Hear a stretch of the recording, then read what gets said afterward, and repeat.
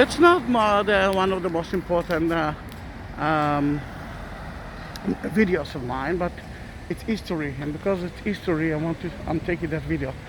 Um, it started as one of the first houses of Tel Aviv, and Dizengoff, the first mayor of Tel Aviv, lived here, but in 1948 the declaration of our independence was in that building.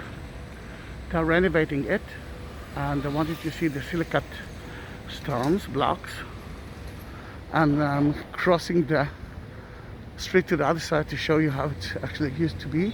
And you will see at the end, oh, difficult, what you will see is that room.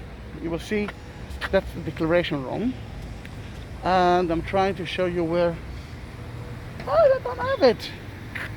That's how it's gonna be after the renovation, but I wanted to show you the declaration by itself, but no option. Then you will see windows at the end. That is the room itself, which was kind of a shelter. Why a shelter? Mainly because they need that the minute after they will declare our independence in 1948. See the declaration itself, signed by them. The Arabs around Israel will start a war, and they tried to do that in a secret way. It didn't help them, of course. Oh, here it is.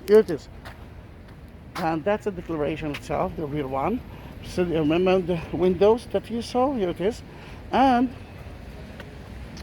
it's supposed to be secret, but you can see that hundreds of people were here listening to the declaration, and they started to dance. But the day after our war against so many Arab countries that wanted to delete Israel from the map actually began.